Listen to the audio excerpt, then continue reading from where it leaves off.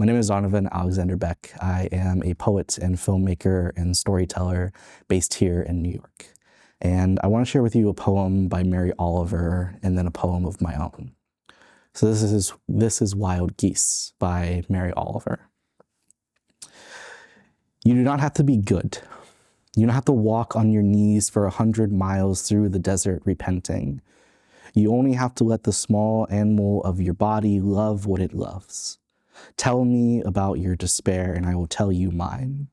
Meanwhile, the world goes on. Meanwhile, the sun and the clear pebbles of rain are moving across the landscape, over the prairies and deep trees and the mountains and the rivers. Meanwhile, the wild geese high in the clean blue air are heading home again. Whoever you are, no matter how lonely, the world offers itself to your imagination, calls you like wild geese, harsh and exciting over and over, announcing your place in the family of things. Mary Oliver. I think about Mary Oliver's poem a lot, especially in times of grief and the climate of the world in which we live. And I was recently writing about that experience and I wrote this poem. Mary Oliver once said, "Tell me about your despair and I will tell you mine." I would tell you that the world is on fire, that men with souls as small as their eyes have held brimstone's jaw on the throat of peace. The gates have been buckling with the echo cry of the past, the future, and the present, that our children's children will one day ask how we got here. Despair is defined in the Merriam-Webster dictionary as the utter loss of hope.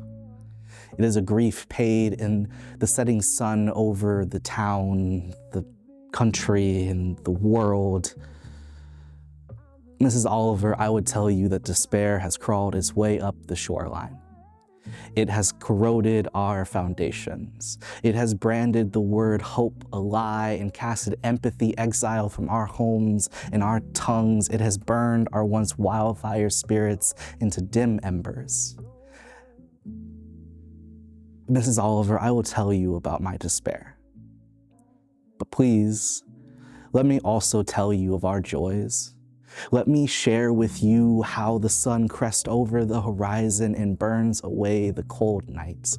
Allow me to share with you that there are still good men, good women, good people out there casting out life rafts into the cold ocean for all of those lost souls. I need to tell you that despair is only the sound of hope unheard, that underneath the rubble will still be all the same stones that we will one day rebuild with, that our calloused hands can still hold each other. Mrs. Oliver, please tell me about your hopes. Tell me how in the face of it all, you still see the wild geese fly through the fog and into clear blue skies. Allow us to share the stories of the unbroken and the broken, and tell and rejoice in the stories of the mending, building, budding spirits still fighting for home. Please tell me those stories and I will tell you mine. In times of despair, hope is our currency in which we will pay for passage to the future. Our children's children will know that their names and stories and all that we have left them with are just our hopes that they will one day have to carry. We are our siblings' keepers in the times of the dark, but let us also be their champions in the cracks of the light. The shore will heal. The foundations we can rebuild and welcome all of those lost spirits back home. But to do so, Mrs. Oliver, please, tell me about your joys, and I will tell you mine. I want to see the wild geese. Thanks.